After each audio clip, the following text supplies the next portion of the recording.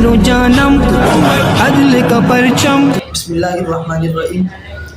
ذالک مثلهم فی التوراۃ ومثلهم فی الانجیل وقال النبی صلی اللہ علیہ وسلم لو کان بعدی نبی لکان عمر. صدق اللہ العظیم. حضرت عمر فاروق رضی اللہ تعالی عنہ وہ جلیل القدر بے باک نڈر صحابی رسول تھے کہ جنہوں نے اسلام 40ویں نمبر پر لائے. ان کی عظمت، بلندی، مرتبہ، مقام، شان تو بہت ہے، لیکن جب اللہ کے نبی نے غلاف کعبہ پکڑ کر اللہم اعز الاسلام عمر بن الخطاب والی الفاظ کہے، احادیث کہی، تو ان کی بلندی، ان کے مرتبے، ان کی شان کے اندر اللہ تبارک و تعالیٰ نے اس حدیث کے ذریعے 100 چاند لگا دیے.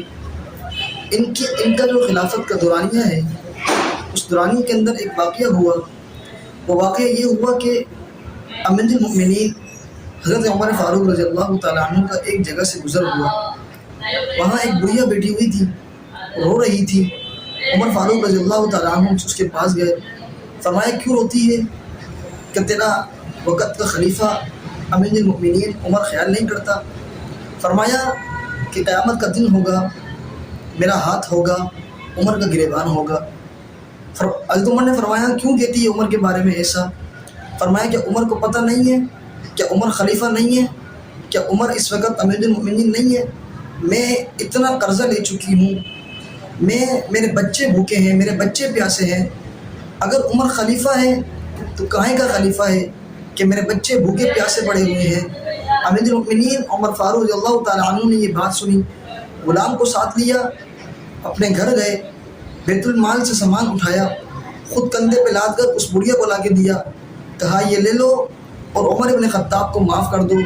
انہوں نے کہا میں معاف نہیں کروں گی، چل تو اگر کہتا ہے تو میں معاف کر دیتی ہوں.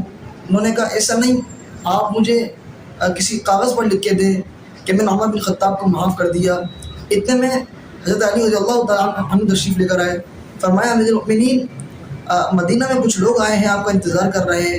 جب بڑھیا نے سنا کہ علی بن مرتضیٰ رضی اللہ تعالیٰ عنہ نے فرمایا کہ امیر المؤمنین، تو وہ ہکی بکی رہ گئی کہ جس کے سامنے میں ابھی تک اس رویے سے پیش آ رہی تھی کہ میں معاشر کے دن اس کا گریبان پکڑوں گی، وہ عمر بن خطاب تھا. تو وہ بڑھیا رو پڑی. تو یہ مقام عمر بن خطاب رضی اللہ تعالیٰ عنہ کا تھا. اب آپ دیکھیں، ایک تو مقام یہ تھا، ایک مقام یہ کہ لو کان بعدی نبی لکان عمر. اللہ کے نبی نے فرمایا کہ میرے بعد اگر کوئی نبی ہوتا، چونکہ اللہ کے نبی کے بعد نبوت کا دروازہ بند ہو گیا، لیکن اگر ہوتا تو اللہ کے نبی کیا فرما رہے کہ لو کان بعدی نبی لکان عمر، کہ میرے بعد اگر کوئی نبی ہوتا تو وہ عمر بن خطاب ہوتا. آپ دیکھیں آج 1400 سال کے بعد سعودیہ عرب کے اندر ایک جگہ کی کھدائی کی گئی، وہاں پر ایک پتھر کے اوپر عمر بن خطاب کے الفاظ لکھے ہوئے آج بھی دکھائی دیے ہیں. کون عمر بن خطاب؟ وہ عمر بن خطاب کہ جس کی حکومت زلزلے پر، زمین پر بھی تھی، جس کی حکومت ہوا پر بھی تھی، جس کی حکومت آگ پر بھی تھی، جس کی حکومت زمین پر بھی تھی. جب زمین پر زلزلہ آیا مدینہ کی زمین پر، حضرت عمر بن خطاب نے ایک درہ مارا کہ اے زمین، کہ تجھ پر عمر بن خطاب انصاف نہیں کرتا. وہ زمین اسی ٹائم وہاں رکی اور قیامت تک رکی رہے گی. عمر بن خطاب بیٹھے ہوئے تھے، ایک آگ آئی.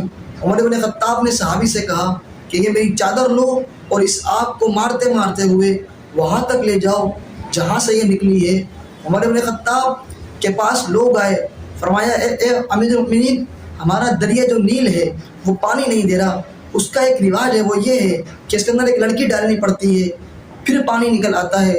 عمر بن خطاب نے خط لکھا کہ اگر تو اللہ کے حکم سے چلتا ہے تو چل، نہیں تو تیری ضرورت نہیں ہے.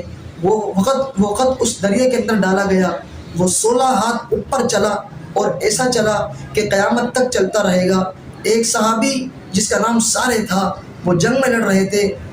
امیر المؤمنین نے فرمایا یا ساری ایک جبل، اے سارے پہاڑ کے پیچھے دیکھو دشمن کھڑے ہوئے ہیں. تو آپ دیکھیں کہ اللہ تبارک و تعالیٰ نے عمر بن خطاب کی حکومت آگ پر بھی کروائی، زمین پر بھی کروائی، پانی پر بھی کروائی، ہر چیز پر عمر بن خطاب کی اللہ نے حکومت کروائی ہے.